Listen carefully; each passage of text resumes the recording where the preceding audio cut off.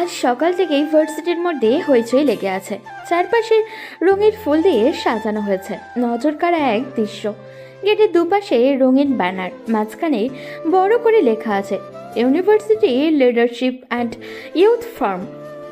অডিটোরিয়ামের সামনে সারি সারি ফুলের তোড়া, সাদা লিলি আর হলুদ গোলাপ দিয়ে সাজানো অভ্যর্থনার ডেস্ক। স্বেচ্ছাসেবীরা ব্যস্ত, কেউ অতিথিদের নাম যাচাই করছে, কেউ তো আবার বুকলেট আর আইডি কার্ড হাতে তুলে দিচ্ছে। এই সব কিছু দেখে শুনে ঠিক করছে ইলারা। আজকে এই প্রোগ্রামের সব দায়িত্ব তারই ওপরে। সব কিছুই সাজানো গোছানো প্রায় শেষের দিকেই ইলারা সব কিছু আবারও একবার পরখ করে নেয়। আজ ভার্সিটির ভিপি তার ছেলে আসছে। গেটের সামনে কয়েকজন শিক্ষার্থী ফুল নিয়ে দাঁড়িয়ে আছে অতিথিদের আপ্যায়ন করার জন্য। পরপর দুটো গাড়ি এসে গেটের সামনে দাঁড়ালো। প্রথম গাড়ি থেকে বেরিয়ে আসে অলিক চৌধুরী, আর দ্বিতীয় গাড়ি থেকে বেরিয়ে আসে তার ছেলে প্রভাব চৌধুরী। তারা ভেতরে ঢুকতেই ফুল দিয়ে টিচাররা তাদের অভ্যর্থনা জানিয়েছে। অডিটোরিয়ামের ভেতরে ঢুকতেই সবাই উঠে দাঁড়ায় আর তালি দিয়ে তাদের স্বাগতম করে। কিছু কিছু মেয়েতেও প্রভাবের দিয়ে হাঁ করে তাকিয়ে আছে, যেন চোখ দিয়ে তাকে গিলে ফেলবে। এইরকম সুদর্শন ছেলে এর আগে তারা কখনো দেখেছে কিনা সন্দেহ আছে। কালো প্যান্ট, সাদা শার্ট আর কালো ব্লেজার, সিল্ক চুলগুলো সব কিছুতেই যেন তাকে ফুটিয়ে তুলছে। তাদের জন্য রাখা হয়েছে আলাদা লাউঞ্জ। তারা গিয়ে নিজেদের জায়গায় বসে। টিচাররা তাদের সাথে কুশল বিনিময় করছে। শুধু ইলারা বাদে সে বর্তমানে এখানে উপস্থিত নেই। চারপাশে ক্যামেরার ফ্ল্যাশ, নরম গুঞ্জন, চাপা উত্তেজনা, এরই মাঝে কারোর পদচারণের ধ্বনি শোনা যায়। মুহূর্তের মধ্যে চারপাশ নীরব হয়ে পড়ে। কেউ কেউ তো ওই ধ্বনির উৎস খুঁজছে।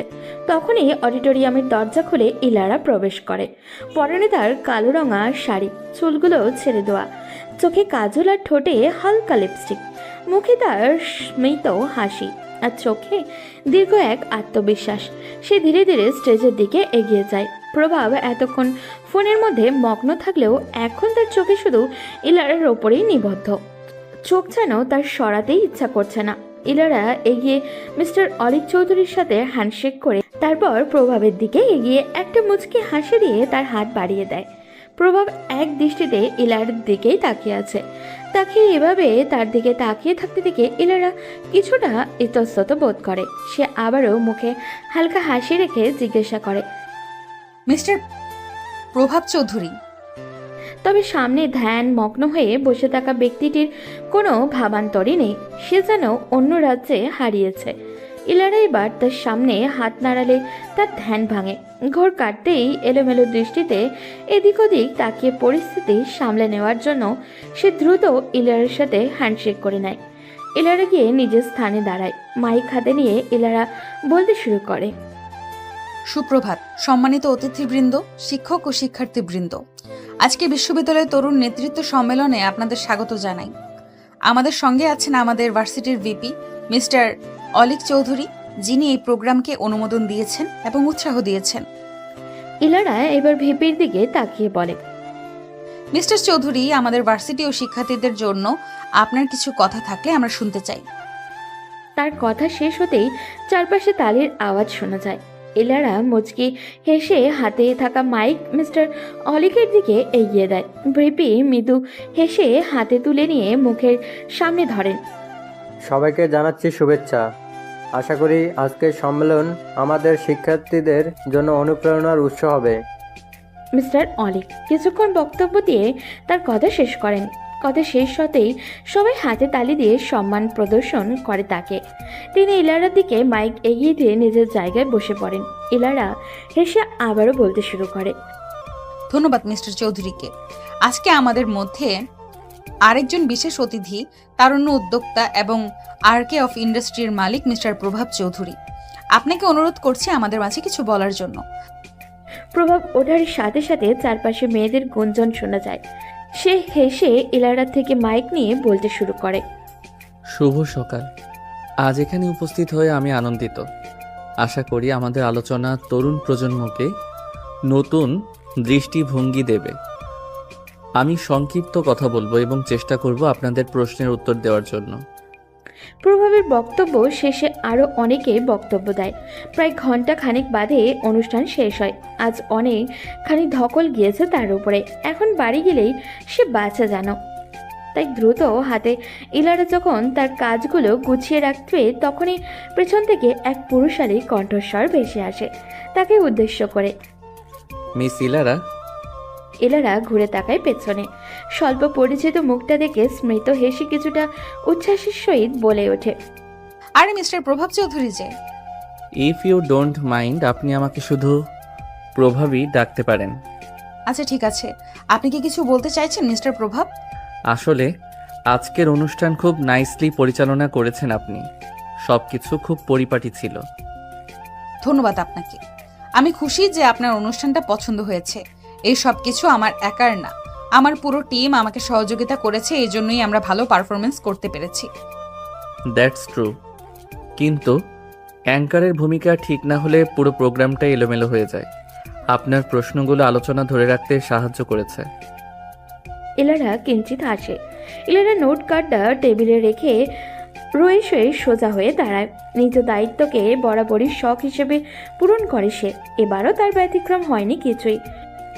আমি চেষ্টা করেছি যেন বক্তারা শুধু কথা না বলেন, শিক্ষার্থীরাও যেন নিজেদের জায়গাটা খুঁজে পায়।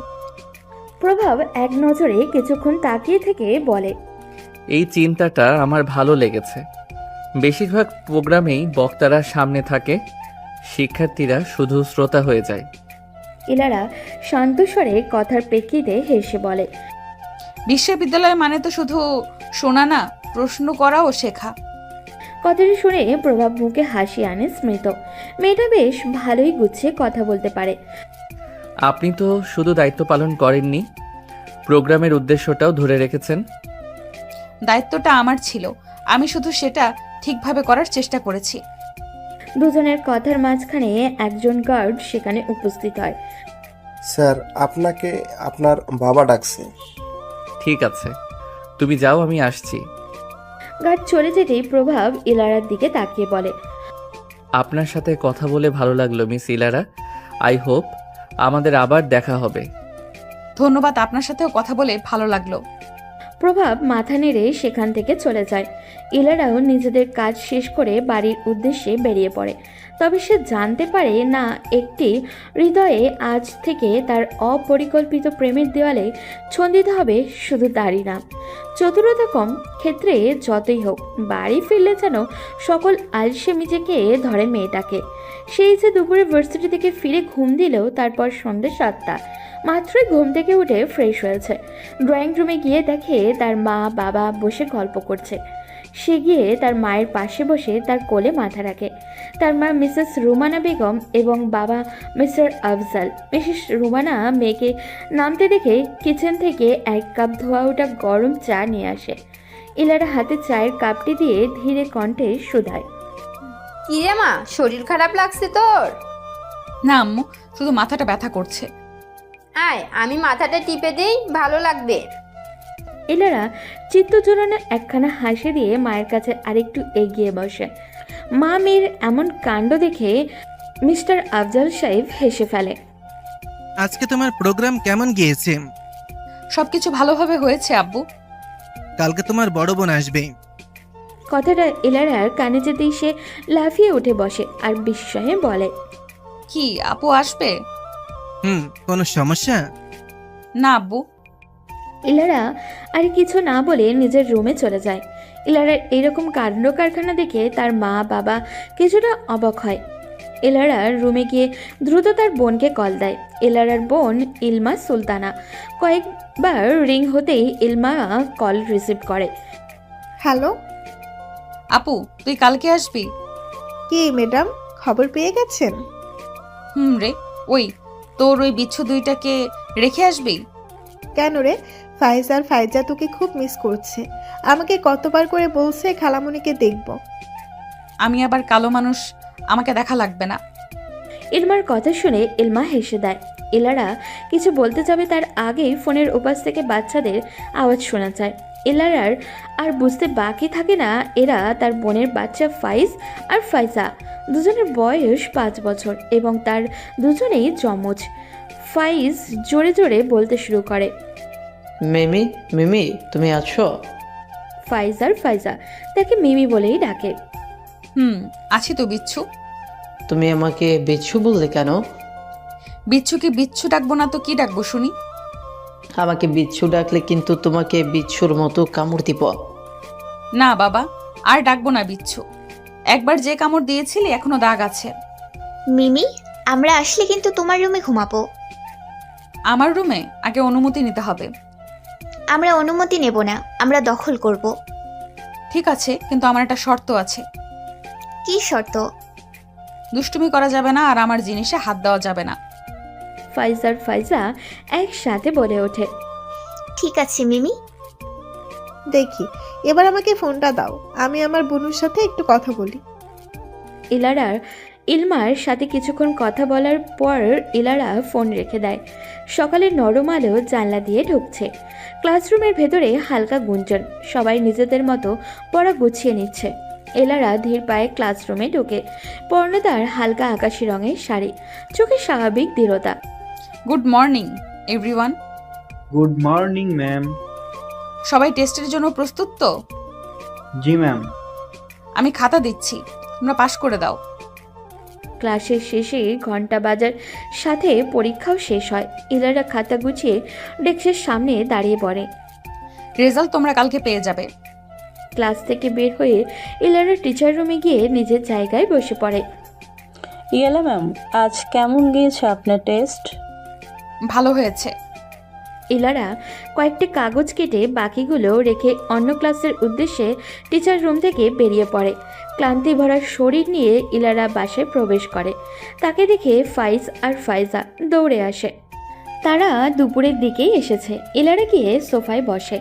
রান্নাঘর থেকে তার মা তার জন্য লেবুর শরবত বানিয়ে নিয়ে আসে। তার দিকে গ্লাস এগিয়ে দিতে দিতে বলে, তোমরা মিমিকে এখন জ্বালিও না, মিমি এখন অনেক ক্লান্ত, তোমাদের সাথে পরে খেলবে। সমস্যা নেই আম্মু, আমি ঠিক আছি। মিমি, আমাদের জন্য চকলেট এনেছো? এনেছি তো, আগে আমি ফ্রেশ হয়ে নিই, তারপর তোমাদের চকলেট দেব। ঠিক আছে মিমি। বিকেলের দিকে ইলারা আর ইলমা ছাদে যায়। ফাইজ আর ফাইজা এখনও ঘুমাচ্ছে। দুই বোন ছাদের এক কিনারার দিকে দাঁড়ায়। শ্বশুরবাড়ি কেমন রে আপু? বলিস না, একদিক দিয়ে ভালো, আবার আরেক দিক দিয়ে খারাপও বটে।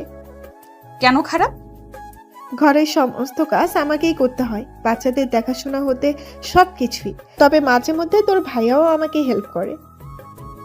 ইলমার কথায় দীর্ঘ এক নিঃশ্বাস ফেলে ইলারা। কোথাও যেন আধারি ছায়ায় কিছু বাসনা ভেসে আসতে চায় তার চোখের পাতায়। জানিস, তুই এই বাড়ি থেকে চলে যাওয়ার পর তোকে অনেক মিস করেছি। বাবা, কেন রে?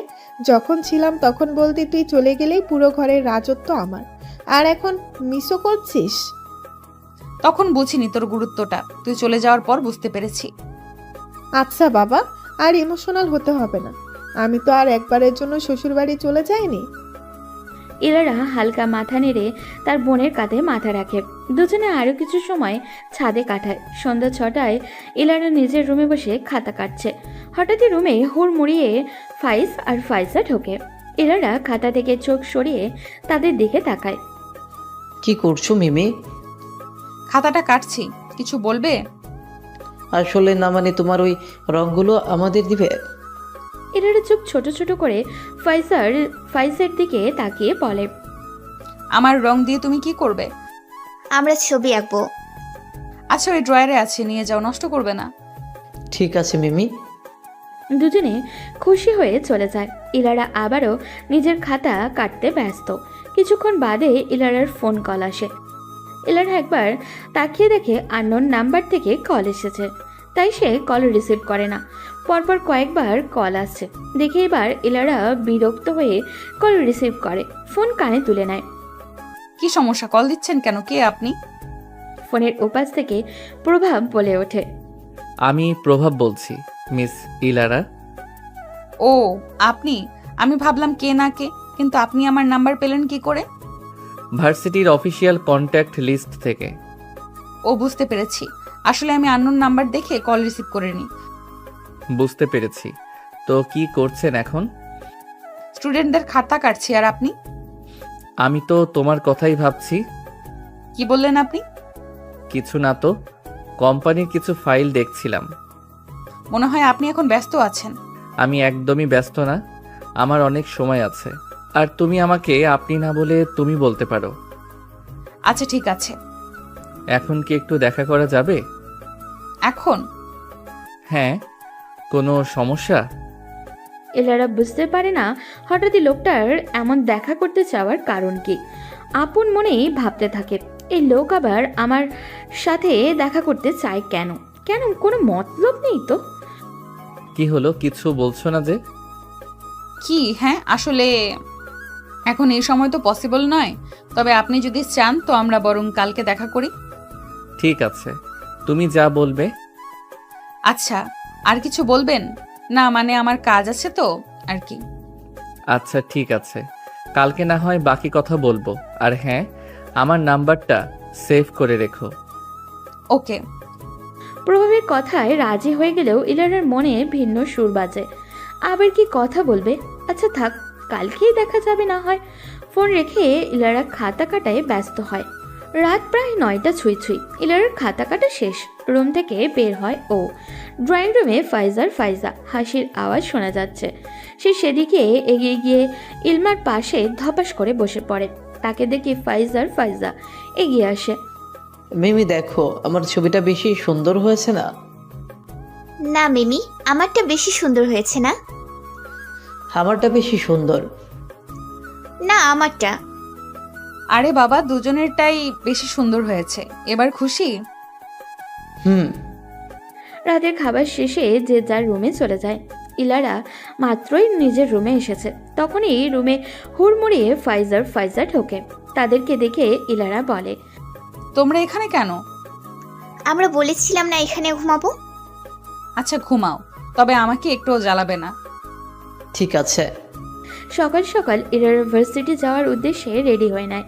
তখনই ফাইজা রেডি হয়ে তার সামনে আসে। তাদের দেখে ইলারা ভ্রু কুচকে জিজ্ঞাসা করে, তোমরা এখানে কেন? আবার কি চাই? মিমি, আমরাও তোমার সাথে যেতে চাই। না না, একদমই না। এমনি রাতে আমাকে ঘুমাতে দাওনি। ফাইজা তাদের দিকে কাঁদো কাঁদো চোখে তাকায়। ইলারা পড়ে যায় এবার মহা মুশকিলে। সেও তো তাদের দিকে কাঁদো কাঁদো করে তাকায়। ইলারা ইলমার দিকে তাকিয়ে বলে, আপুরে, তোর বিচ্ছুগুলোকে নিয়ে না রে।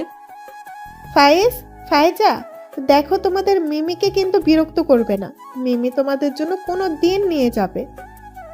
না না, আমরা আজকে যাব। মিমি, তুমি আমাদের নিবে না?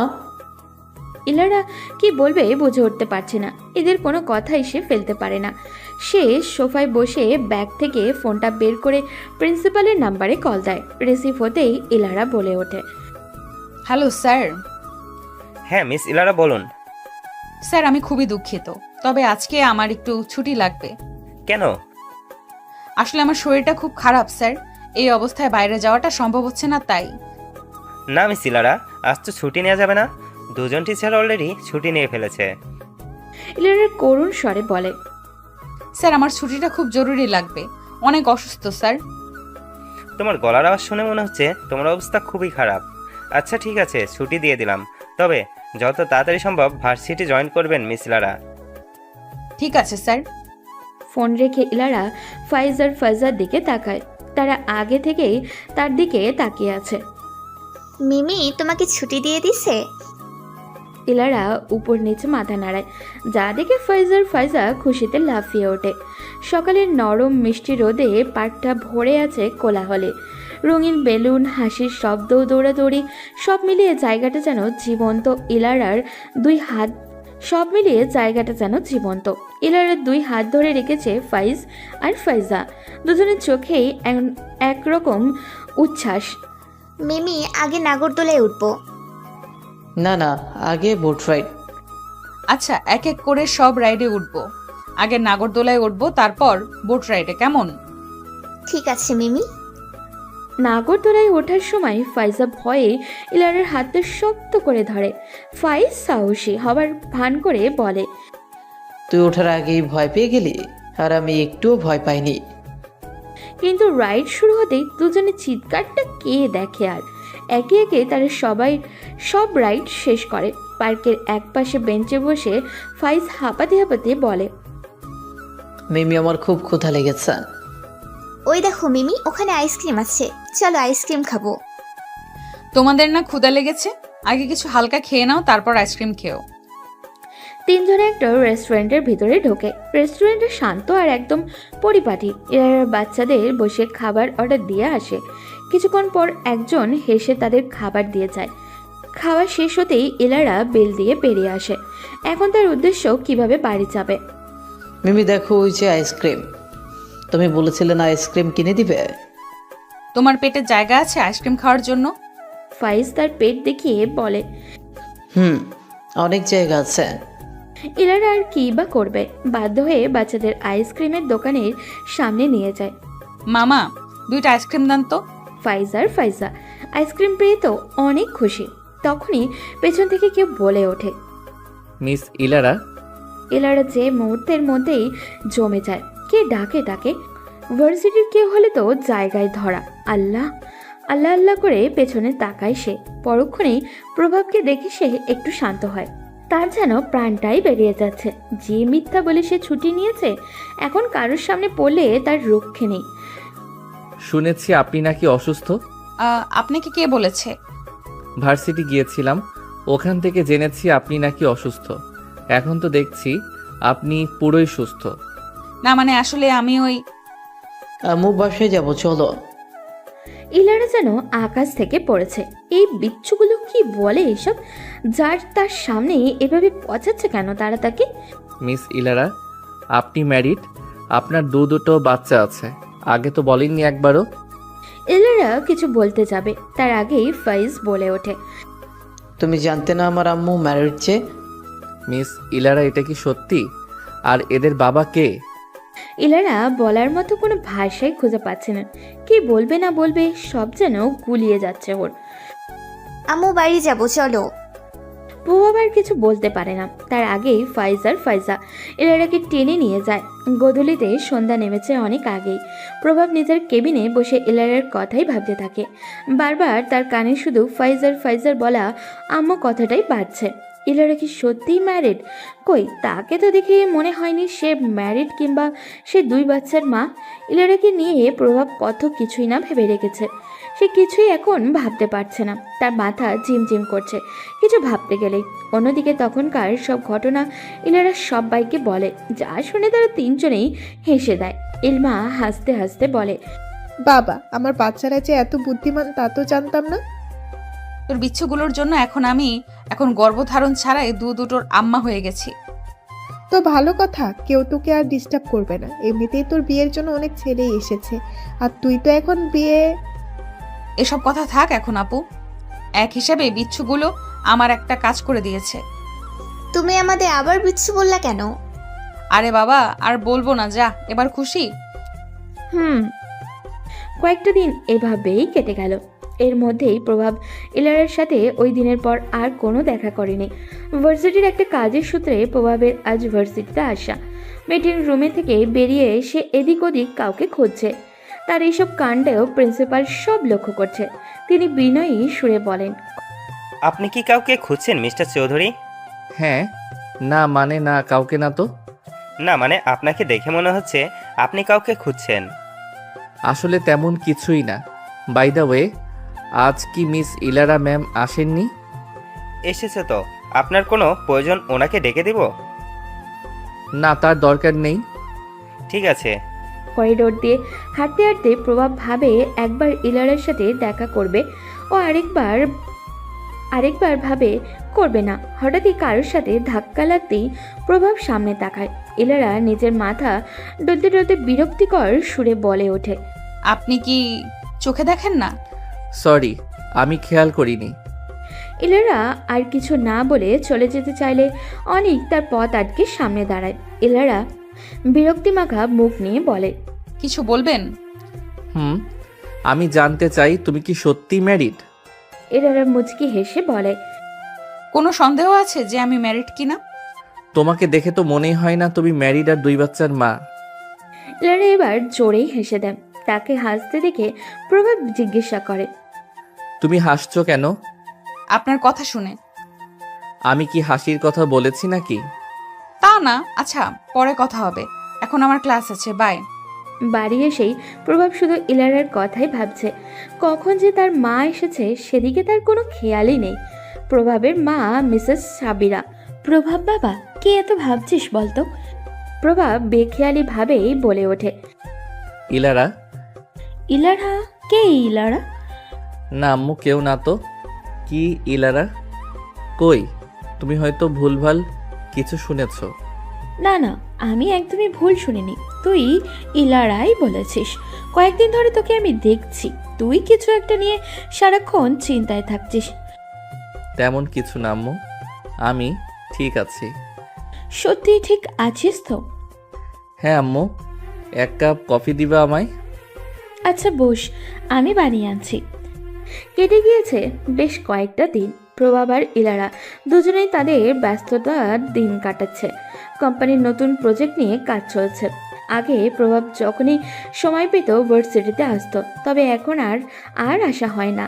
সারাদিন কাজের চাপ লেগেই থাকে তার। সামনে ফাইনাল সেমিস্টারের পরীক্ষা, তাই ইলারা ব্যস্ততা যেন দ্বিগুণ বাড়ছে। তাই দুদিন পর থেকে পরীক্ষা শুরু। চারিদিকে পরীক্ষার প্রস্তুতি, দৌড়ঝাঁপ শুরু হয়েছে। ইলারা ক্লাস শেষ করে মিটিং রুমের দিকে যায়। সামনে পরীক্ষা, ওই নিয়েই কথা হবে। প্রায় 1 ঘন্টার মতো মিটিং চলে। বিকেলের দিকে ইলারা বাসায় পৌঁছায়। নিজেকে কোনো রকম ঠেলে ঠুলে ফ্রেশ হয়ে নেয় ও। এখন একটু ঘুম দিলেই সে বাঁচে। বালিশের মাঝে মাথাটা হেলিয়ে দেয় ও। সন্ধ্যার আলো প্রায় নিভে এসেছে। আকাশ লালচে বর্ণ ধারণ করেছে। শহরটা এতক্ষণ শান্ত থাকলেও এবার আগের মতো প্রাণবন্ত হয়ে যায়। ইলারা রুম থেকে বের হয়ে ড্রয়িং রুমের দিকে যায়। আগে থেকেই ওখানে সবাই ছিল। ঘুম হলো তোর? আমরা কালকে চলে যাব মিমি। কি রে আপু, আরো কয়েকটা দিন থেকে জানা। না রে, অনেক দিন ছিলাম। তুই প্রত্যেকবার এরকম করিস। আচ্ছা বাবা, পরের বার আসলে বেশি দিন থেকে যাব। আচ্ছা। সকালবেলা ঘুম থেকে উঠেই ভার্সিটির উদ্দেশ্যে তৈরি হয় ইলারা। আজ থেকে ফাইনাল সেমিস্টারের পরীক্ষা শুরু, তাই ব্যস্ততা যেন ইলারাকে ছাড়তেই চাইছে না। ছিমছাম একটা শাড়ি পেন আপ করে গায়ে জড়িয়ে নিল ইলারা। ড্রয়িং রুমে এসে সদর দরজার দিকে এগোতেই শোনা গেল ইলারার মা রুমানা বেগমের কথা। এই ইলারা, নাস্তা না করে কই যাস? এদিকে আয়, নাস্তা করে যা। মায়ের দিকে তাকিয়ে তাড়াহুড়ো করে ইলারা বলে, না আম্মু, আমি বাইরে থেকে হালকা কিছু নাস্তা করে নেব, এখন না। ভার্সিটির দেরি হয়ে যাচ্ছে, আমি যাচ্ছি এখন। ইলারার কথা শুনে ডাইনিং টেবিলে বসা ইলারার বাবা মিস্টার আফজাল সাহেব ইলারার উদ্দেশ্যে বলেন, না মা, বাইরে থেকে খাওয়ার দরকার নেই। অস্বাস্থ্যকর খাবার সব তুমি বাড়ি থেকেই খেয়ে যাও, বেশি দেরি হবে না। বাবার কথা শুনলো ইলারা। বাধ্য মেয়ের মতো ডাইনিং টেবিলের সামনে গিয়ে বাবার পাশের চেয়ারটা টেনে বসলো। তাড়াহুড়ো করে অল্প কিছু নুডলস খেয়ে বেরিয়ে পড়লো ইলারা। হল ডিউটি শেষ করেই টিচার্স রুমে যায় ইলারা। নিজের বরাদ্দকৃত জায়গায় বসে 1 গ্লাস পানি খেয়ে নিল ও। হঠাৎ ইউনিভার্সিটির পিয়ন ইলারাকে উদ্দেশ্য করে বলে ওঠে, ম্যাম, আপনার একজন স্যার ডাকতেছে বাইরে। পিয়নের দিকে তাকিয়ে হালকা হেসে ইলারা বলল, আসছি। বলেই চেয়ার ছেড়ে উঠে দাঁড়ালো ইলারা। পিয়নের সাথে হাঁটা ধরল বাইরে যাওয়ার উদ্দেশ্যে। মনে মনে ভেবে নিল হয়তো ভার্সিটির কোনো স্যার তাকে ডাকছেন। বাইরে যেতেই দেখা মিলে প্রভাব চৌধুরীর সাথে। সেই মুহূর্তেই পাশ থেকে পিয়ন বলে ওঠে, এই স্যারটাই ডেকেছিল আপনাকে। বলে স্থান ত্যাগ করে পিয়ন প্রভাবের সামনে গিয়ে দূরত্ব বজায় রেখে দাঁড়ায় ইলারা। এই সময়ে প্রভাবকে দেখে কিছুটা অবাক হয় ইলারা। ঠোঁটের কোণে হালকা হাসি রেখায় ইলারা বলে ওঠে, আরে মিস্টার প্রভাব চৌধুরী যে, তাই এই সময় আমাকে ডাকার উদ্দেশ্য কি? প্রভাবের দিকে একটু ভালো করেই তাকায় ইলারা। পেটানো দেহ, কালো প্যান্ট, কালো শার্ট, কালো রঙের কোট পরিহিত এক সুদর্শন পুরুষ সে। গাল ভর্তি চাপদাড়ির মাঝখানে আড়ালে একটা মুচকি হাসি লেগে থাকে প্রায়। হঠাৎই ইলারার মনে হলো লোকটি এক কথায় সুদর্শন। ওনার গার্লফ্রেন্ড জিতেছে ভাই। ভাবনার মাঝেই প্রভাব হালকা হেসে বলে, কোনো উদ্দেশ্য ছাড়া কি আপনাকে ডাকা যায় না মিস ইলারা? উপস, সরি, আপনি তো মিস না, মিসেস হবেন।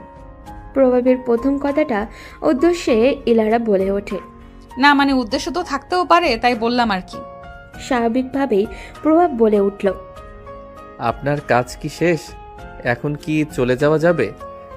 প্রভাবের দিকে এক পলক তাকিয়ে অপেক্ষা করতে বলে আবারও পেছন ফিরে হাঁটা ধরল ইলারা। টিচার্স রুমে গিয়ে নিজের হাতে ব্যাগ ফোনটি নিয়ে হাঁটা ধরল বাইরের দিকে। প্রভাবের সামনে গিয়ে হালকা হেসে আস্তে করে বলে ও, চলুন। ইলারা প্রভাব দুজনেই হাঁটা শুরু করলো। ভার্সিটির গেট পেরিয়ে রাস্তায় পা দিতেই প্রভাব বলে ওঠে, কফি খাওয়া যাবে আপনার সাথে এক কাপ? ইলারা প্রভাবের দিকে তাকিয়ে কিছু একটা ভেবে বলে, যাওয়া যায়। শহরের একটা পরিচিত কফি শপে যায় ইলারা আর প্রভাব। দুজনেই চেয়ার টেনে সামনাসামনি বসলো। ওয়েটারকে ডেকে 2 কাপ কফি অর্ডার করে প্রভাব। ইলারার দিকে তাকিয়ে হালকা হেসে বলে ওঠে, বললে না তো তোমার বিয়ে কবে হলো? প্রভাবের কথা শুনে তার দিকে তাকালো ইলারা। চোকাচুকি হলো দুজনের। ইলারাকে চুপ থাকতে দেখে মুখ খুলল প্রভাব নিজে। কি হলো বলতে অনিচ্ছুক? প্রভাবের দিকে এক দৃষ্টিতে তাকিয়ে ভারী একটা নিঃশ্বাস ফেলে ইলারা বলে ওঠে, যদি বলি আমি ডিভোর্সি। ইলারার শান্ত গলায় কথা শুনে চমকে ওঠে প্রভাব। হালকা উত্তেজিত হয়ে বলে ওঠে ও। হোয়াট? প্রভাবের কথায় চুপ থাকে ইলারা। তার থেকে কোনো প্রকার উত্তর না পেয়ে প্রভাব নিজেই পুনরায় বলে ওঠে, মজা নিচ্ছেন? শুকনো ঢোক গিলে ইলারা ভারী নিঃশ্বাস ফেলে তার ছেলের হাসি হেসে বলে উঠল ও। শুনতে চান? বসন্তের হাওয়া বইছে চারপাশে। বাতাসে ভেসে আসে ফুলের সুগন্ধ। কত কত সুন্দর ফুল দেখা যায় চারপাশে। সেই রকম একটা সুন্দর ফুলের মনেও বয়ে যাচ্ছে নতুন অনুভূতি। টুকটুকে লাল শাড়ি পাত্রপক্ষের সামনে বসে আছে 21 বছরের এক সদ্য যুবতী। পিয়মের সামনাসামনি বসে আছে কোণে সাজে ইলারা। লজ্জায় লাল হয়ে আছে মুখটা।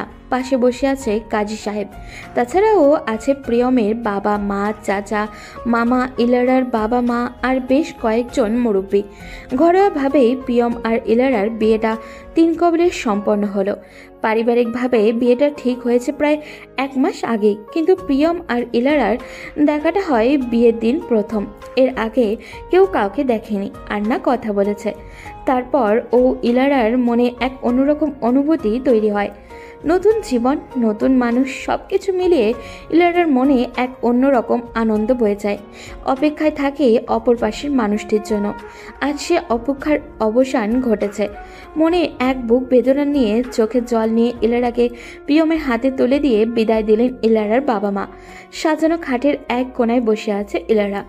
অপেক্ষা করছে তার নতুন জীবনের সঙ্গী প্রিয়মের জন্য। অবশেষে রুমে প্রবেশ করল প্রিয়ম। রুমেই বসে বিছানার এক পাশে বসে থেকে একটা বালিশ নিয়ে লাইট অফ করে সোফায় শুয়ে পড়ে। অবাক চোখে তাকিয়ে থাকে ইলারা। আস্তে করে বলে ওঠে, আপনি বিছানায় ঘুমাবেন না? অন্যদিক ফিরে প্রিয়ম বলে ওঠে, আমি যেমন তেমন মেয়ের সাথে ঘুমাই না। আপনি বিছানায় ঘুমান, আমি না হয় সোফায় ঘুমাই। পর মুহূর্তেই শোনা গেল প্রিয়মের ঝাঁঝালো কণ্ঠ, এই মেয়ে, চুপ করো তো। তোমার মতো মেয়েদের এত নাটক দেখার সময় নেই আমার। যত সব নাটক। ইলারা হালকা অবাক হয়। কিছু বলতে গিয়ে আবারও বলল না। একরাশ দুঃখ নিয়ে খাটের এক কোণায় শুয়ে পড়ল সে। কেটে যায় 2 মাস ইলারার বিয়ের 10 দিন পরে গ্রামের বাড়িতে চলে যায় ইলারার শ্বশুর শাশুড়ি। বাসায় শুধু ইলারা আর প্রিয়ম সকালে ঘুম থেকে উঠে বাড়ি থেকে বেরিয়ে পড়ে। আবার রাতে 12টা সাড়ে 12টা বাজে তখন ফিরে এসে কিছু না খেয়ে সোফায় শুয়ে পড়ে। এরা কিছু বলবে, প্রিয়ম বলে বাইরে থেকে খেয়ে এসেছি। এরপর ইলারাও আর কিছু না বলে নিজের মতো শুয়ে পড়ে। কারণ কিছু বলতে গেলেই প্রিয়মের যেমন তেমন ভাষার ঝাড়ি মেরে ওঠে। ইলারার আর ভালো লাগছে না এখানে। মাকে কলে একদিন প্রিয়মের এত অবহেলার কথা বলেছে ইলারা। তার মা শান্ত স্বরে কেবল বলেছে, কিচ্ছু হবে না, একটু মানিয়ে নে, পরে ঠিক হয়ে যাবে। তারপর ইলারা আর কিছু বলেনি। কিন্তু যত দিন যায় তত যেন প্রিয়মের অবহেলা আরও বাড়তে থাকে। মাঝে মাঝে ড্রিঙ্কসও করে আসে। শর্টে বিভিন্ন জায়গায় লিপস্টিকের দাগ লেগে থাকে। মাতাল হয়ে এসে ইলারার গায়ে হাত তোলে। এই সব কিছুই নীরবে সহ্য করে যায় ইলারা। অনেক কিছু বলার থাকলেও ও মুখ ফুটে কিচ্ছুটি বলে না। মনে যন্ত্রণা, অভিমান নিয়েই দিনরাত কাটিয়ে দেয়। একদিন হঠাৎই রাতের 2টায় ইলারার বাসার দরজায় বেল বাজে। হালকা অবাক হয় ইলারা, এত দেরিতে তো প্রিয়মের আসার কথা নয়, তাহলে কে এসেছে? কিছুটা ভয় পায় ইলারা, তারপরও মনে সাহস নিয়ে দরজা খুলে। দরজা খুলতেই দেখা মেলে প্রিয়ম ও তার গা ঘেঁষে দাঁড়ানো একটি মেয়ে। লম্বা প্রিয়মের ঘাড় সমান হবে, গায়ে ধবধবে ফর্সা, পরনে পিঙ্ক কালারের একটু হাঁটু ছুঁই ছুঁই জামা, ঠোঁটের কোণে মুচকি হাসি। প্রিয়মও মেয়েটির ভিতরে ঢুকে আসে ইলারার পাশ কাটিয়ে। ইলারার দরজা বন্ধ করে প্রিয়মের দিকে অবাক নয়নে তাকিয়ে থাকে। সোফায় বসে প্রিয়ম ও মেয়েটি। প্রিয়ম মেয়েটির দিকে তাকিয়ে ইলারাকে উদ্দেশ্য করে বলে ওঠে, এ হচ্ছে লীরা, আমার দ্বিতীয় বউ, তবে প্রথম ভালোবাসা। আমি আর ও আজকে আইনগতভাবে বিয়ে করেছি, শুধু ধার্মিকভাবে করা বাকি। সেটাও করে নিব কিছুদিনের মধ্যে। ও আজকে থেকে এখানেই থাকবে।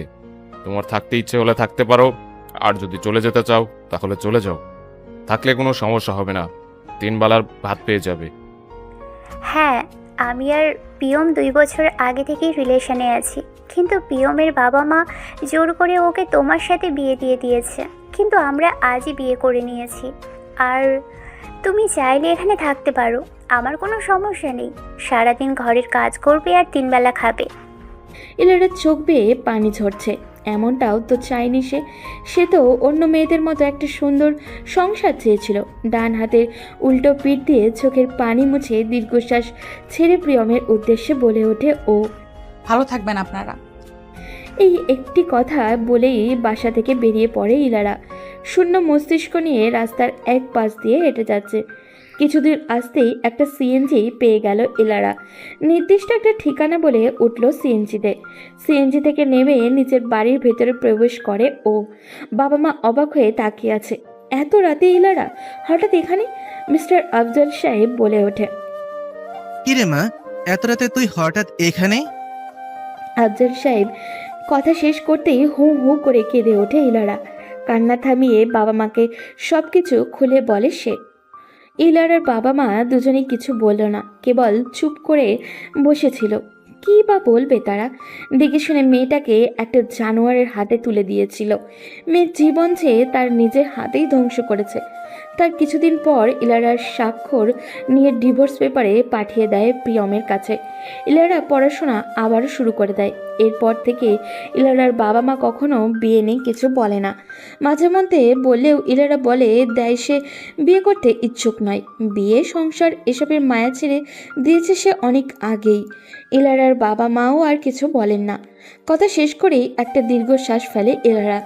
সামনাসামনি বসে থাকা প্রভাবের দিকে তাকায় ও। অবাক নয়নেই ইলারার দিকে তাকিয়ে থাকে প্রভাব। কি বলবে ভেবে পাচ্ছে না সে। ইলারার থেকে চোখ নামিয়ে টেবিলে থাকা কফির দিকে তাকায় ও। আস্তে করে বলে ওঠে, কথা বলতে বলতে কফি ঠান্ডা হয়ে গেছে, নতুন করে 2 কাপ অর্ডার করছি।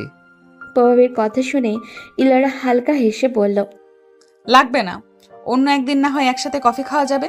আসি এখন। বলেই চেয়ার ছেড়ে উঠে দাঁড়ালো ও। টেবিলের উপরে থাকা নিজের হাত ব্যাগটি নিয়ে ধীর পায়ে হেঁটে কফি শপ থেকে বেরিয়ে যায়। ইলারাও যাওয়ার পানে তাকিয়ে রইল প্রভাব। মনে মনে ভাবল, ইলারাকে দেখে তো মনেই হয় না তার যে এত কষ্ট। কত সুন্দর হেসে মেতে কথা বলে নারীটি। ইলারার মুখের হাসি দেখেই প্রমাণ তার প্রেমে পড়েছিল প্রভাব।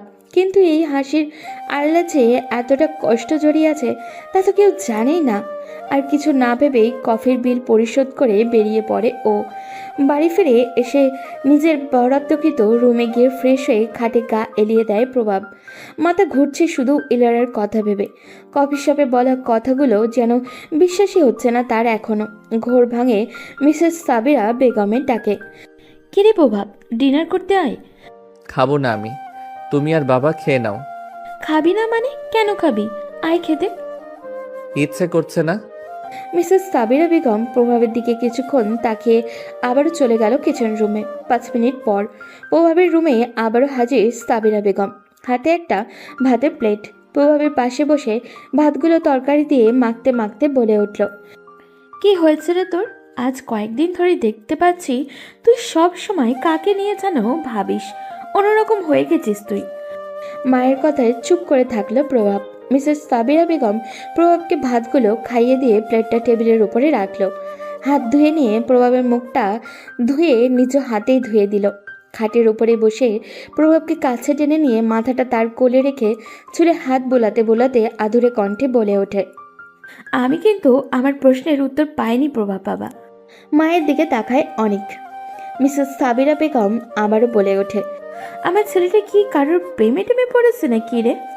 প্রভাব নীরবে মায়ের দিকে তাকিয়ে থাকে কয়েক সেকেন্ড, তারপর আস্তে করে বলে উঠল, আচ্ছা মা, আমি যদি একটা ডিভোর্সি মেয়েকে বিয়ে করি তাহলে তোমরা কি সেই বিয়েটা মেনে নেবে? প্রভাবের কথায় আবারও মিসেস সাবিরা বেগম অবাক দৃষ্টিতে বলে ওঠে, কি?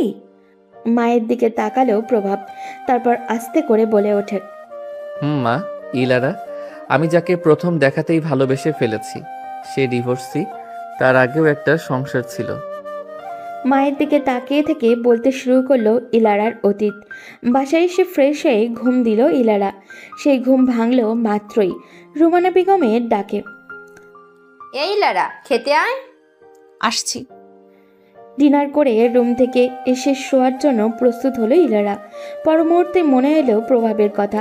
কফি শপ থেকে আসার পর আর কথা হয়নি তার সাথে। ইলারা আবারও বিছানা ঠিক করায় মন দিল, কিন্তু কিছুতেই প্রভাবের কথা মাথা থেকে ফেলতে পারছে না ও। কিছু একটা ভেবে ফোন হাতে নিল ইলারা। প্রভাবের সেভ করা নাম্বারে কল দিতে গিয়েও দিল না সংকোচে। কল দিয়ে কি বলবে ও? সে প্রভাব যদি জিজ্ঞাসা করে কেন কল দিয়েছ, তখন কি বলবে ইলারা? কথা শেষ করেই একটা দীর্ঘশ্বাস ফেলে প্রভাব। মায়ের দিকে তাকিয়ে আবারও বলে উঠল, আমি ইলারাকে ভালোবেসে ফেলেছি মা, আমার ওকে চাই, প্লিজ মা, না করো না প্লিজ। প্রভাবের দিকে মায়া ভরা দৃষ্টিতে তাকায় মিসেস সাবিরা বেগম। তার মাথায় হাত রেখে বলে ওঠে, আমার ছেলে যাকে বিয়ে করতে চায় তার সাথেই বিয়ে হবে, এতে আমার কোনো আপত্তি নেই। কথাটা বলেই হালকা হেসে বেরিয়ে পড়ল মিসেস সাবিরা বেগম। পর মুহূর্তেই বেজে উঠল প্রভাবের ফোনটি। স্ক্রিনে ভেসে ওঠে ইলারা নামটি। আনমনেই হেসে উঠল সে, সাথে কিছুটা অবাকও হলো বটে। 2-3 বার বাসতেই কলটা রিসিভ করলো সে। হ্যালো ইলারা। হ্যালো। দুজনেই কয়েক সেকেন্ড চুপ রইল। তা এত রাতে আমাকে কল, কারণ কি ম্যাডাম? এমনিতেই। ও এমনি? ও তাহলে আমার কথা মনে পড়ে? চুপ রইল ইলারা। প্রভাব পুনরায় বলে ওঠে, তা কল যেহেতু দিয়েছেন সেহেতু এখন একটু শুনুন। আপনাকে একটা ঠিকানা দিচ্ছি। পরশু শুক্রবার সন্ধ্যা 7:30 একটি সুন্দর নীল রঙের শাড়ি পরে সেই ঠিকানায় পৌঁছে যাবেন। প্রভাবের কথায় হা হয়ে যায় ইলারা। মনের অন্তরালে হাজারো অকথিত শব্দ, কিছু প্রশ্নের সংমিশ্রণে যেন লজ্জায় নুয়ে যেতে যায় এই প্রখর হৃদয়ের মেয়েটি। কি উত্তর দেবে না দেবে করে আর দেওয়াই হলো না উত্তর। সেই কথার উপরেই কলটা কেটে দিল ইলারা। প্রভাব বুদ্ধিমান লোক, সহজেই বুঝে যায় মেয়েটার লজ্জার কারণ। ইলারার সংকোচ দেখে মনে মনে হেসে উঠল সে। অপরদিকে ইলারা নিজের প্রতি নিজেরই বিরক্ত হচ্ছে। মনে মনে ভাবল, কেন যে এই লোকটাকে কল দিতে গেলাম, এখন আবার কোথায় যেতে বলল? আমি কি একটু বেশি জড়িয়ে পড়েছি তার সাথে?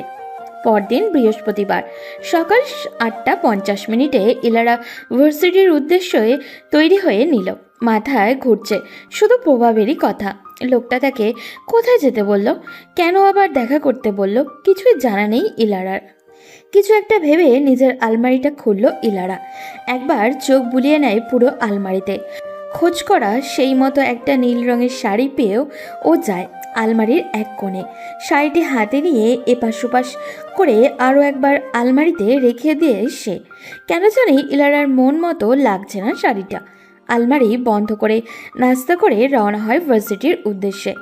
ছুটির পর সকল কাজের অবসান ঘটিয়ে ভার্সিটির গেট পেরিয়ে রাস্তায় পা দেয় ইলারা। কিন্তু অবাক করা বিষয়, আজকে একবারও প্রভাবের দেখা পেল না সে। অন্যদিকে ভার্সিটি থেকে বেরিয়ে সোজা বাড়ির দিকে গেল ও। আজ যায় তার বিপরীত দিকে। কিছু দূর হেঁটে এসে প্রবেশ করে একটি বড় শপিং মলে। শাড়ির দোকানে গিয়ে পছন্দসই নীল রঙের একটা শাড়ি কিনে নেয় সে। তারপর সেই শাড়ির সাথে ম্যাচিং করে কিনে নেয় কিছু হালকা কারুকাজের জুয়েলারি। মোটামুটি একটি পরিপূর্ণ সাজের জন্য সব কিছু কিনে ক্লান্তি ভরা শরীর নিয়ে রওনা হয় সে বাড়ির উদ্দেশ্যে। সন্ধ্যা 6:54। আয়নার সামনে দাঁড়িয়ে হাতে চুড়ি পড়ছে আর গুনগুন করে গান গাইছে ইলারা। যদিও গান গাওয়ার অভ্যাস নেই বললে চলে, তার কোনো এক সময় ছিল, কিন্তু সেই অভ্যাস বাদ দিয়েছে 21 বছর পরই। কিন্তু আজ কেন আবার সেই পুরনো অভ্যাসটি মনে পড়ছে তা জানা নেই ওর। আজ কেন তার মনটা ফুরফুরে তাও জানা নেই। নিজের মধ্যে আবারও সেই যুবতী রূপটা খুঁজে পাচ্ছে যেন সে। সম্পূর্ণ সাজ শেষ করে আয়নায় নিজেকে একবার দেখে নিল ইলারা। বহুদিন পর এমন করে সাজলো সে। সাজগোজ তার তেমন একটা পছন্দ না, তারপরেও আজকে সে মন মতো সেজেছে। নিজেকে দেখে নিজেই মুগ্ধ হচ্ছে বারংবার। পরনে নীল রঙের শাড়ি, গলায় সাদা রঙের পাথরের হার, হাতে কাচের চুড়ি, ঠোঁটে নিউড কালারের লিপস্টিক, সব কিছুই যেন মুগ্ধ করছে তাকে। সদর দরজা দিয়ে বাইরে যেতেই পেছন থেকে শোনা গেল মিসেস রুমেনা বেগমের কথা। ইলারা মা, এত সেজেগুজে কই যাস? মায়ের দিকে তাকিয়ে ইলারা বলে ওঠে, আম্মু ভার্সিটিতে একটা ফাংশন আছে, সেখানেই যাচ্ছি। কথাটা বলেই বেরিয়ে পড়ল ইলারা। প্রভাবের কথা বলাটা ঠিক হবে বলে মনে হলো না তার, তাই ভার্সিটির নাম দিয়ে চলে আসলো। প্রভাবের দেওয়া ঠিকানায় পৌঁছালো ইলারা। বাড়ি থেকে প্রায় 1 ঘন্টার পথ। প্রভাব বলেছিল 7:30 যেতে, কিন্তু ইলারা আসলো 8টা বাজে। বাইরে থেকে সাজানো একটা রেস্টুরেন্ট। ইলারা ধীর পায়ে এগিয়ে রেস্টুরেন্টের ভিতরে প্রবেশ করে। ভেতরে প্রবেশ করতেই দেখা গেল চারপাশে নীল সাদা বেলুন দিয়ে সাজানো। সাউন্ড বক্স থেকে ভেসে আসছে মিষ্টি একটা সুর। চারপাশে চোখ বুলিয়ে সামনে তাকাতে দেখা মেলে প্রভাব চৌধুরী। সাদা শার্ট, কালো কোট পরিহিত লোকটি এগিয়ে আসছে ইলারার দিকেই, হাতে একটা লাল গোলাপের তোড়া। প্রভাব ধীর পায়ে এগিয়ে এসে ইলারার সামনে গিয়ে হাঁটু গেড়ে বসে বলে, তোমাকে যেদিন প্রথম দেখেছি সেদিনই ভালোবেসে ফেললাম। নিজের অজান্তেই অন্তরে ঠাঁই দিয়ে ফেলেছি। তুমি কি সারা জীবনের জন্য আমার জীবনে ফিরে আসবে ইলারা? আমার সহধর্মিণী হবে? প্রভাবের কথায় ইলারা চমকে ওঠে। এমন কিছু আশা করেনি প্রভাবের কাছ থেকে। নজর দেয় প্রভাবের দিকে, শূন্য মস্তিষ্কে ছোট্ট করে জবাব দেয়, এটা সম্ভব না মিস্টার প্রভাব চৌধুরী। আমি তোমার সবটা জেনেই নিজের করে নিতে চাইছি ইলারা। কথা দিচ্ছি কখনো আমার কাছ থেকে নিজেকে তোমার আনসেফ ফিল হবে না। আমি আমার সর্বোচ্চটা দিয়ে তোমায় আগলে রাখার চেষ্টা করব সারাটা জীবন ধরে। ইলারার কণ্ঠ তীব্র হয়। মেয়েটার চোখ ছলছল করে, তবুও সে চায় না কোনোভাবেই চোখের পানি কারোর সামনে ঝরিয়ে নিজের দুর্বলতা প্রকাশ করতে। আপনার সাথে আমার পরিচয় কয়টা দিনের মাত্র মিস্টার প্রভাব চৌধুরী। এরই মধ্যে এমন কিছু করার সাহস কি করে পান আপনি? আপনার থেকে আমি অন্তত এটা আশা করিনি। প্লিজ এটা নিয়ে আর দ্বিতীয়বার আসবেন না আপনি। কথাটা বলেই দ্রুত পায়ে রেস্টুরেন্ট থেকে বেরিয়ে যায় ইলারা। তার যাওয়ার পানে তাকিয়ে রইল প্রভাব। বুক ভরা আশা নিয়ে এসেছিল সে আজ ইলারার কাছ থেকে, তো এটা আশা করেনি সে। তার মানে ইলারা সে কখনোই নিজের করে পাবে না, ইলারা তার হবে না। ভাবতেই বুকটা ধপ করে ওঠে তার। বাড়ি ফিরে এসে শাড়ি চেঞ্জ না করেই নিজের রুমের বারান্দায় গিয়ে ধপ করে বসে পড়ে ইলারা। বুকের ভিতরে ঝড় বয়ে যাচ্ছে তার, মাথায় ঘুরছে শুধু প্রভাবের কথা। প্রভাবকে এইভাবে রিজেক্ট করে সে কি ভুল করেছে? তাকে কি একবারও সুযোগ দেওয়া উচিত ছিল? হঠাৎই ইলারার মাথায় আসে সেও কি প্রভাবের প্রতি দুর্বল। ভেবে পায় না ইলারা, আর ভাবতেও চায় না সেই সব। মস্তিষ্ক শূন্য লাগে বারবার তার। এক জীবনে আর কত সইবে সে? কেটে গেল 22টা দিন। এর মধ্যে ইলারার সাথে প্রভাবের একবারও কথা হয়নি। প্রভাব ভার্সিটিতে গিয়ে কয়েকদিন ইলারার সাথে কথা বলতে চেয়েছিল, কিন্তু ইলারা অ্যাভয়েড করে গেছে বারবার। এরপর থেকে ইলারাকে ফলো করে সে, কিন্তু কথা বলতে চেষ্টা করে না আর। ইলারার দিকে কেবল চুপচাপ তাকিয়ে থাকে। সেটা ইলারাও লক্ষ্য করে, তবে সে কিছু বলে না। প্রভাবে পাশ কাটিয়ে চলে আসে। দুজনের মধ্যে কেউই কারোর সাথে কথা বলে না। আজকেও তাই হলো। ইলারা ভার্সিটি থেকে বের হয়ে রাস্তায় পা দিল, তখনই দেখা গেল প্রভাবকে। রাস্তার একপাশে বাইকে হেলান দিয়ে দাঁড়িয়ে আছে। তার সূক্ষ্ম দৃষ্টি হচ্ছে ইলারার দিকে, করুণ চোখে কেবল তাকিয়ে আছে ইলারার দিকে, যেন তাকে বহু বছর দেখেনি সে। মুখে আগের মতো সেই হাসিটা আর নেই। আগের মতো ইন করা শার্ট, প্যান্ট, কালো রঙের কোট, এইসব কিচ্ছু নেই।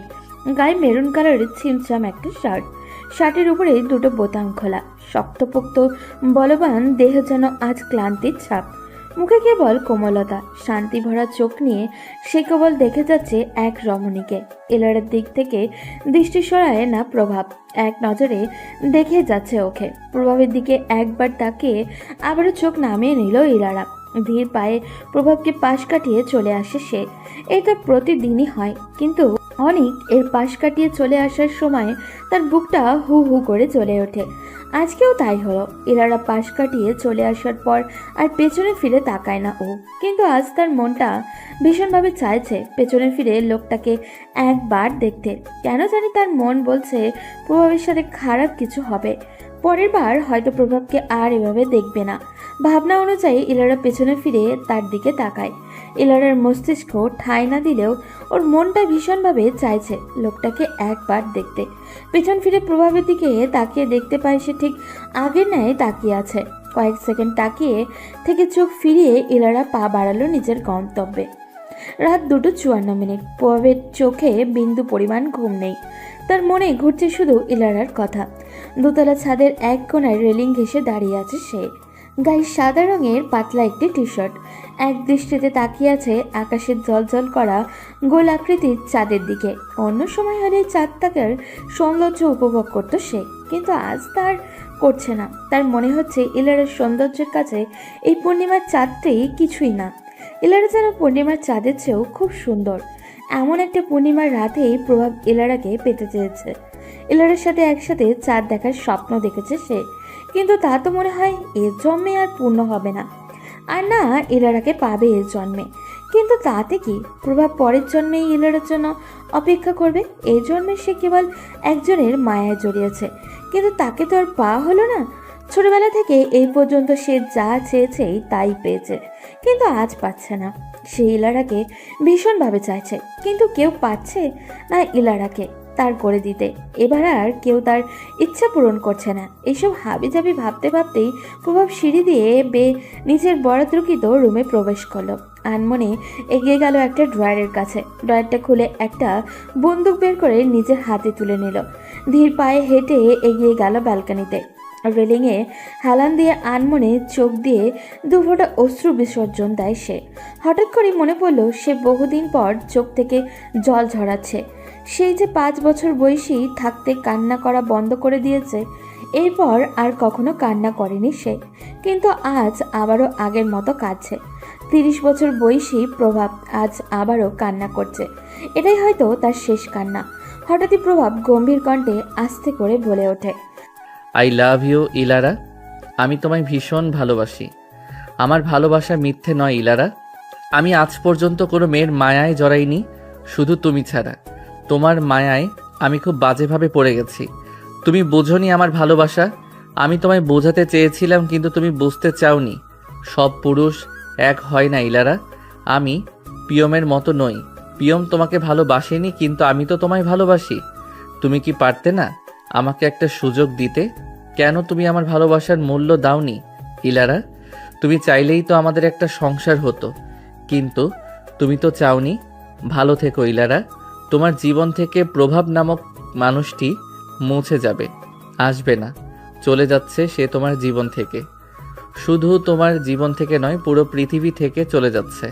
তবে একটা কথা মনে রেখো ইলারা, এই প্রভাব চৌধুরীর ভালোবাসা মিথ্যে ছিল না। তোমাকে সে ভীষণ ভালোবেসেছে। সবশেষে একটাই কথা, সবসময় ভালো থেকো, আর পারলে এই আমাকে মনে রেখো। কথাটা শেষ হওয়ার সাথে সাথেই বিকট শব্দে বন্দুক থেকে একটা গুলি বের হয়ে ঠেকল প্রভাবের শরীরে। লাল রক্তে ভিজে একাকার হয়ে যায় প্রভাবের সাদা রঙের টি শার্টটা। ঘড়ির কাঁটা 4টা ছুঁই ছুঁই। তারপরেও ইলারার চোখে ঘুম নামছে না। বিছানার এপাশ ওপাশ শুধু ছটপট করছে সে। কেমন জানি অস্থির লাগছে তার। এতক্ষণ কাঁদতে কাঁদতে বালিশ ভিজিয়ে ফেলেছে ও। কান্না করার কারণটা ইলারার নিজেরও অজানা। ভার্সিটি থেকে আসার পর শুধু প্রভাবের কথাই মাথায় ঘুরছে। যতই যাচ্ছে তাকে ভুলে যেতে, ততই আরও বেশি করে মনে পড়ছে ওর। হঠাৎই শোয়া থেকে উঠে দাঁড়ায় সে। এগিয়ে জানলার পর্দা সরিয়ে জানলা খুলে দিল। সঙ্গে সঙ্গেই দমকা হাওয়া এলোমেলো হয়ে গেছে ইলারার চুল। বাতাসের তীব্র গতিতে তার গায়ের ওড়না, চুল সব কিছু উঠছে। হঠাৎই তীব্র আওয়াজে বাজ পড়ল। ইলারার বুঝতে বাকি রইল না যে বাইরে ঝড় হচ্ছে। কিছুক্ষণ নীরবে বাইরের দিকে তাকিয়ে রইল সে। বাতাসের সাথে সাথে শরীরে কম্পন দিয়ে উঠছে তার, কিন্তু ওইদিকে কোনো খেয়াল নেই ইলারার। এক নজরে বাইরের তীব্র ঝড় দেখছে সে। তার কাছে যেন এই ঝড় কিছুই না, তার মনে তো আরও দ্বিগুণ বেগে ঝড় বয়ে যাচ্ছে, কিন্তু সেটা কি কেউ দেখেছে? ইলারাও দেখছে না, সে কেবল অনুভব করছে। ইলারা এই মুহূর্তে ভীষণভাবে প্রভাবকে দেখতে ইচ্ছা করছে। তার মন বলছে লোকটাকে ওই দিন এভাবে রিজেক্ট না করলেও পারত সে, তাকে একবার সুযোগ দেওয়ার উচিত ছিল তার। ভাবতে ভাবতেই হু হু করে কেঁদে উঠল ইলারা। বাইরেও ঝুম বৃষ্টি নেমেছে। বৃষ্টির আওয়াজের কারণেই ইলারার কান্নার আওয়াজ শোনা গেল না। এক নাগাড়ে বৃষ্টি হলো প্রায় 1.5 ঘন্টা। কান্না করতে করতে ইলারা কখন ঘুমিয়ে পড়েছিল তা ওর জানা নেই। জানলার পাশে বসেই ঘুমিয়ে পড়েছিল সে। হঠাৎই টেবিলের ওপরে থাকা অ্যালার্ম ঘড়িটি বেজে উঠল। সঙ্গে সঙ্গে ইলারাও জেগে ওঠে। দেওয়ালে ঝুলে থাকা ঘড়ির দিকে তাকিয়ে সময় দেখে নিল সে। সকাল 5:42 বাজে। বাইরের দিকে তাকিয়ে আবহাওয়া দেখে নিল সে। বৃষ্টি কমেছে। বসা থেকে উঠে দাঁড়ায় সে। এগিয়ে গিয়ে ঝুড়ি থেকে ব্রাশ তুলে নিয়ে তাতে পেস্ট লাগালো। সামনে থাকা আয়নার দিকে দৃষ্টি পড়তেই খেয়াল করলো তার চোখ দুটো লাল হয়ে আছে। চোখের নিচে কালো দাগ পড়ে গেছে। মনে মনে ভাবে চোখের নিচে কালি পড়াটা স্বাভাবিক, কারণ সে তো অনেক রাতই অঘুমে থাকে। ভার্সিটিতে গেল ইলারা। চারপাশের পরিবেশ শীতল, বৃষ্টি হচ্ছে না আর। ইলারা ভার্সিটির সামনে আজকে আর প্রভাবকে দেখল না। এতেই যেন তার মন অস্থির হয়ে পড়েছে। প্রতিদিন সকালে ভার্সিটিতে আসার সময় ইলারা দেখত প্রভাব গেটের সামনে বাইক নিয়ে দাঁড়িয়ে থাকে, কিন্তু আজ আর তাকে দেখা যাচ্ছে না। ইলারা অস্থির চোখে রাস্তার চারপাশে কয়েকবার চোখ বুলিয়ে নেয়, কিন্তু প্রভাবের দেখা মেলে না। তার বাইকটাও দেখল না।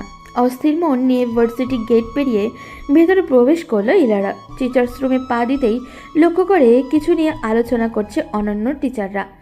সেদিকে মন দিল না সে। নীরবে নিজের বরাদ্দকৃত চেয়ারে বসলো। আলোচনার মধ্যে হঠাৎই মিসেস সুপ্তি ম্যাডাম অন্য টিচারের উদ্দেশ্যে বলে ওঠে, তা মিস্টার প্রভাব চৌধুরী এখন কোন হসপিটালে? কথাটি ইলারার কানে যেতেই ইলারা চমকে ওঠে। প্রভাব হসপিটালে মানে? সব টিচাররা ইলারার দিকে দৃষ্টি দেয়। ইলারা নিজেকে সামনে নিয়ে সুপ্তি ম্যাডামকে উদ্দেশ্য করে বলে উঠল, ম্যাম আপনি কার কথা বলছেন? কে হসপিটালে? তখনই মিসেস তিশা ম্যাম বলে ওঠে, ইলারা ম্যাম, আপনি জানেন না মিস্টার অলিক চৌধুরীর একমাত্র ছেলে প্রভাব চৌধুরী, তিনি তো হসপিটালে কাল রাতে নাকি সুইসাইড করতে চেয়েছিল। ইলারার মাথায় যেন আকাশ ভেঙে পড়ে। প্রভাব সুইসাইড করতে চেয়েছিল, কিন্তু কেন? তার চেয়েও বড় কথা, এখন তিনি কোথায়? শরীর কেমন আছে? হঠাৎই চেয়ার ছেড়ে উঠে দাঁড়ালো ইলারা। দ্রুত পায়ে হেঁটে টিচার্স রুম থেকে বেরিয়ে পড়লো। এগিয়ে গেল প্রিন্সিপাল স্যারের রুমের দিকে। স্যার? প্রিন্সিপাল স্যার চোখ তুলে তাকালো ইলারার দিকে। ইলারা ম্যাম যে, কোনো দরকার? স্যার আমার আজকে ছুটি লাগবে। ছুটি? কি কারণে? আসলে স্যার আজকে আমার শরীরটা ভীষণ খারাপ লাগছে। এই শরীর নিয়ে ক্লাস নেওয়া সম্ভব নয়, তাই আজকের জন্য ছুটি দিবেন স্যার? প্রিন্সিপাল স্যার একটু ভেবে বলে ওঠে, ঠিক আছে, সুস্থ হলে আসবেন। Okay sir. বলেই প্রিন্সিপাল স্যারের রুম থেকে বেরিয়ে পড়লো ইলারা। দ্রুত টিচার্স রুমে গিয়ে নিজের হাত ব্যাগটা নিয়ে একজন টিচারের কাছ থেকে হসপিটালের নাম জেনে নিল। তারপর ভার্সিটির গেট পেরিয়ে একটা অটো নিয়ে রওনা দিল হসপিটালের উদ্দেশ্যে। হসপিটালের সামনে গিয়ে অটোর ভাড়া মিটিয়ে প্রবেশ করলো হসপিটালের ভিতরে। প্রভাবের কেবিন নাম্বার জেনে নিয়ে দ্রুত পায়ে এগোলো সেই দিকে। তিনি 3 তলার 21 নম্বর কেবিনে রয়েছেন। তিনি 3 তলায় প্রবেশ করতেই দেখা গেল 21 নম্বর কেবিনের সামনে লোকজনের ভিড়। এরা ধীর পায়ে এগিয়ে গেল কেবিনের সামনে। একপাশে দেখা গেল অনিকের বাবা অলিক চৌধুরীকে। নীরবে একটি চেয়ারের উপরে বসে আছেন তিনি। এলারা মনে হলো এখন মিস্টার চৌধুরীর কাছে যাওয়া উচিত নয়। ছেলের এমন অবস্থার মন মানসিকতা ভালো নেই তার, কিন্তু তারপরেও ইলারা যায়। তার অস্থির মন তো প্রভাবের অবস্থা জানতেই চাইছে। এখানে তো ইলারা মিস্টার অলিক চৌধুরীকে ছাড়া আর কাউকে চিনে না। ইলারা এগিয়ে গেল মিস্টার অলিক চৌধুরীর কাছে। স্যার বলতে গিয়েও বলল না, আঙ্কেল বলে সম্বোধন করলো। আঙ্কেল? মিস্টার অলিক চৌধুরী চোখ তুলে তাকালো ইলারার দিকে, ছোট্ট করে বলে ওঠে, ইলার মা তুমি? ইলারা চুপ করে রইল কয়েক সেকেন্ড। তারপর কিছু বলতে যাবে তার আগেই পাশ থেকে একটা মহিলা ইলারাকে উদ্দেশ্য করে ডেকে ওঠে, এই এদিকে আসো। ইলারা তাকালো মহিলাটার দিকে, চোখ মুখ ভাঙা। মহিলাটিকে প্রথমেই দেখেছিল ইলারা, অন্য একটা মহিলার কাঁধে মাথা রেখে নীরবে কান্না করছিল। ইলারা বুঝতে পারল এটা প্রভাবের রিলেটিভ কেউ হবে। ইলারা এগিয়ে গেল মহিলাটির কাছে। মিসেস সাবিরা বেগম বসা থেকে উঠে দাঁড়ালো। নিজেকে সামলে নিয়ে ইলারার এক হাত ধরে হাসপাতালের এক কোণায় গেল। ইলারা বুঝল না মহিলাটার কার্যক্রম। সে কেবল নীরবে তাকিয়ে রইল। এক কোণে গিয়ে মিসেস সাবিরা বেগম মুখ খুললেন, ভাঙা কণ্ঠে বলে উঠলেন, তুমি ইলারা? ইলারা আস্তে করে বলে উঠল, জি। মিসেস সাবিরা বেগম দীর্ঘশ্বাস ছেড়ে বলল, আমি প্রভাবের মা, সাবিরা বেগম। ইলারা চুপ রইল। প্রভাতের সাথে কি সম্পর্ক তোমার? এরা থমকে গেল। কি সম্পর্ক বলবে সে বুঝতে পারছে না। ইতস্তত বোধ করে বলল, আমরা এমনিতেই পরিচিত। তুমি জানতে প্রভাব তোমাকে ভালোবাসে? ইলারা চমকে ওঠে। কি বলবে সে এখন? কিছুই বুঝতে পারছে না ইলারা। কি বলছেন সাবিরা বেগম? ইলারা হঠাৎই বলে ওঠে, উনি এখন কেমন আছেন? মিসেস সাবিরা বেগম চোখের পানি মুছে বলে উঠল, ভালো নেই। ইলারার বুকটা যেন হু হু করে কেঁপে উঠল। কি হয়েছে ওনার? ডক্টর কে বলল সুস্থ হয়ে যাবে, তাই না? মিসেস সাবিরা বেগম দীর্ঘ একটি শ্বাস ছেড়ে বলল, সুইসাইড করতে চেয়েছিল প্রভাব। কালকে রাত 3:30টায় হঠাৎ করেই একটা বিকট শব্দ আসলো ওর রুম থেকে। আমার রুম ওর রুমের পাশেই। শব্দের কারণে ঘুম ভেঙে যায় আমার। উঠে গিয়ে ওর রুমে গেলাম। রুমের দরজাটা খোলাই ছিল। রুমের ভেতরে ঢুকে বিছানার দিকে তাকিয়ে দেখলাম আমার ছেলেটা নেই বিছানায়। চোখ গেল ব্যালকনির দিকে। দেখলাম সেই দিক থেকে লাল তাজা রক্তের স্রোত বেয়ে আসছে। একটু এগিয়ে গিয়ে দেখি আমার ছেলেটা নিত শরীরটা ফ্লোরে লুটিয়ে পড়ে আছে। তারপর আমার চিৎকার শুনে রুম থেকে বেরিয়ে আসে ওর বাবা। বলতে বলতেই কেঁদে ওঠে মিসেস সাবিরা বেগম। আবারও বলা শুরু করলেন তিনি, আমার একটাই সন্তান প্রভাব, আমার একমাত্রই ছেলে। নারী ছাড়া রত্ন আমার। ছোটবেলায় আমি আর ওর বাবা ওর সব ইচ্ছে আহ্লাদ পূরণ করে আসছি। ওর কষ্ট আমার সহ্য হয় না। আমি কখনোই ওকে কষ্ট পেতে দিতাম না। কিন্তু আমার ছেলেটা এই কয়েকদিন খুব যন্ত্রণায় ছিল। যে যন্ত্রণা আমার ছেলেটা সহ্য করতে পেরে এমন একটা কাজ করেছে। আমার কি ভাগ্য দেখো, একজন মা নিজের সন্তানের এমন করুণ অবস্থা দেখতে হচ্ছে। কাঁদতে কাঁদতে কথাগুলো বলল মিসেস সাবিরা বেগম। ইলারা কেবল তাকিয়ে আছে সাবিরা বেগমের দিকে। সন্তানের এমন অবস্থা একজন মার কিভাবে সহ্য হয়? ইলারাও তো বুক জ্বলছে। ইলারার চোখ দিয়ে কয়েক ফোঁটা জলও গড়িয়ে পড়ে। সাবিরা বেগম তাকালো ইলারার দিকে। ইলারাকে কাঁদতে দেখে তিনি হাত বাড়িয়ে ইলারার চোখের পানি মুছে দিলেন। আস্তে করে বলে উঠলেন, দাঁড়াও এখানে, আমি আসছি। বলেই মিসেস সাবিরা বেগম চলে গেল। ইলারা কেবল চুপ করে দাঁড়িয়ে রইল। মনের ভিতরে ভীষণ এক শূন্যতা অনুভব হচ্ছে। কি যেন হারিয়ে ফেলেছে সে। কেউ একজনকে পাওয়ার তীব্র ইচ্ছা জেগেছে মনে। কিন্তু সে কে? সে কি তাহলে প্রভাব? প্রিয়ম তার সাথে যা করেছিল তারপর থেকে ইলারা তো ভেবেই নিয়েছিল সে আর কখনো কোনো পুরুষকে ভালোবাসবে না। কিন্তু সে তো প্রভাবকে ভালোবেসে ফেলেছে। ভালো না বাসলে কিভাবে প্রভাব এভাবে পেতে চাইতো? মানুষ বলে থাকতে মূল্য দেয় না, যখন হারিয়ে যায় তখন বোঝে। ইলারার ক্ষেত্রেও কি তাই হলো? প্রভাব তখন নিজ থেকে ভালোবাসার কথাই বলেছে ইলারাকে, তখন ইলারা মূল্য দেয়নি। মিসেস সাবিরা বেগমের কথায় ঘোর ভাঙল ইলারার। ধরো এটা, ব্যালকনিতে পেয়েছি, একটু খুলে দেখি তোমার নাম। মিসেস সাবিরা বেগম ইলারার হাতে একটা কাগজ দিয়ে ধীর পায়ে হেঁটে চলে গেলেন। 4 কোণা ভাঁজ করা একটা কাগজ।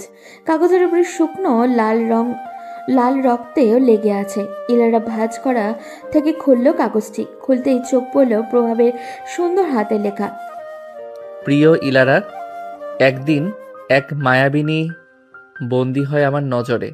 আমি জীবনের সেই রঙিন যুবক বয়সখানে ইতিমধ্যেই পার করে ফেলেছি। এখন হয়তো এমন বেহিসেবি কাজ কারবার মানাবে না আমার সঙ্গে, তবুও আমি নিরুপায়।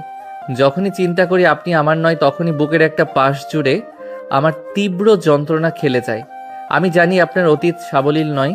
আমি জানি সমাজ আপনার আমার এই সম্পর্ক স্বাভাবিক চোখে দেখবে না। আমি জানি আপনার মনের অবস্থাও আমার মতো প্রথম প্রেমে পড়ার অনুভূতির মতো নয়। তবুও আমি চাই আপনাকে, একটি জীবনের গড় আয়ু বাকিটা সময় আপনাকে পাশে রাখতে। একটা মিষ্টি সকালের শুরুটাই করতে চেয়েছি আপনার মুখটি দেখে, তবে তা হওয়ার নয়।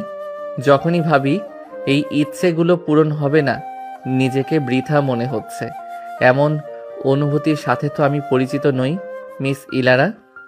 আপনি চাইলেন না আমায়, তাই আমিও না হয় এক জীবনের একটি বিশেষ না পাওয়া নিয়েই মুছে গেলাম আপনার জীবন থেকে। নিজের তো হতে দিলেন না আমায়। আমি চলে যাওয়ার পর অন্তত আমার নামখানা মনে রাখবেন প্লিজ। আমি আপনার মনে না হোক স্মৃতির এক কোণায় ধুলোর মতো পড়ে থাকতে চাই। ধরে নিন এটাই আমার শেষ অনুরোধ। আমায় ভুলবেন না ইলারা, আমায় ভুলবেন না। চিঠিটি পড়ে শেষ করেছে ইলারা। চোখ বেয়ে নোনা পাড়ি পড়ছে তার। শরীর ভার ছেড়ে দিয়ে লুটিয়ে বসে পড়ল হাসপাতালের ফ্লোরে। নিজের কাছে নিজেকেই দোষী মনে হচ্ছে ইলারার। প্রভাব তার জন্য এমন একটা কাজ করে বসল। ইলারা অনুভব করে তার বুকের ভেতরে চিনচিন ব্যথা অনুভব করছে। প্রভাবের কিছু হয়ে গেলে সে নিজেকে কখনোই ক্ষমা করবে না। আজ তার জন্যই তো প্রভাবের বাবা মা আত্মীয় স্বজন সবাই কাঁদছে। সে যদি তাকে রিজেক্ট না করে এলা একবার সুযোগ দিত তাহলে তো মন্দ হতো না। লোকটা তো তাকে সত্যিই ভালোবাসে। আর ইলারা, ও তো তার প্রতি দুর্বল। ভাবনার মাঝে হঠাৎই ডুকরে কেঁদে ওঠে ইলারা। Are you okay? কেউ একজন কণ্ঠ শুনে চমকে ওঠে ইলারা। পেছনে ফিরে তাকিয়ে দেখে একজন নার্স। ইলারাকে উদ্দেশ্য করে কথাটা বলছে তিনি। নার্সটির প্রশ্নে ইলারা কান্না থামিয়ে উপর নিচ মাথা নাড়ে। বাম হাতের উল্টো পিঠ দিয়ে চোখের পানি মুছে উঠে দাঁড়ায় ইলারা। দ্রুত পায়ে হেঁটে প্রভাবের কেবিনের দিকে যায়। কেবিনের সামনে যেতেই মিসেস সাবিরা বেগমকে দেখে। মিসেস সাবিরা বেগম নীরবে চেয়ারের উপরে বসে আছেন। ইলারা ওনার সামনে গিয়ে হাঁটু গেড়ে ফ্লোরে বসলো। মিসেস সাবিরা বেগমের উদ্দেশ্যে বলে উঠল, আন্টি, উনি এখন কেমন আছেন? জ্ঞান ফিরেছে ওনার?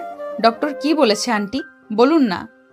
ইলারার কথায় চুপ রইল মিসেস সাবিরা বেগম। সাবিরা বেগমকে চুপ দেখে ইলারা আবারও উত্তেজিত কণ্ঠে বলে উঠল, ও আন্টি, চুপ করে আছেন কেন? কথা বলুন না, আমি ওনার সাথে দেখা করব। ডক্টর কি বলেছে?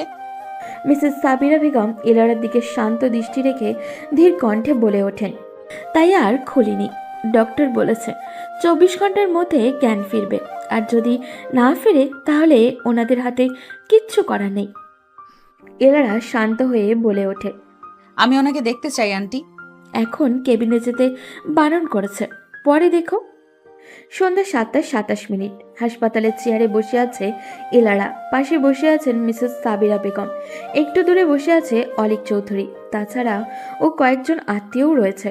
সবার মাঝেই নীরবতা। খাওয়া ঘুম সব ভুলেই হাসপাতালে বসে আছে সবাই। ইলারা সেই যে সকালে হাসপাতালে এসেছে, এরপর আর যায়নি। প্রভাব এখনও জ্ঞান ফেরেনি। সময়ের সাথে সাথে পরিস্থিতি যেন খারাপ হচ্ছে। হঠাৎই মিসেস সাবিরা বেগম শান্ত স্বরে বলে উঠলেন, তুমি বাড়ি যাবে না? সাবিরা বেগমের কথায় ইলারা কিছু বলতে যাবে তার আগেই হাত ব্যাগের ভেতরে থাকা ফোনটা বেজে উঠল। স্ক্রিনে জলজল করে ওঠে ইলারার মা মিসেস রুমেনা বেগমের নাম্বার।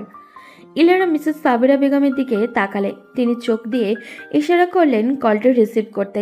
ইলারাও রিসিভ করলো কলটি। তৎক্ষণাৎ অপর পাশ থেকে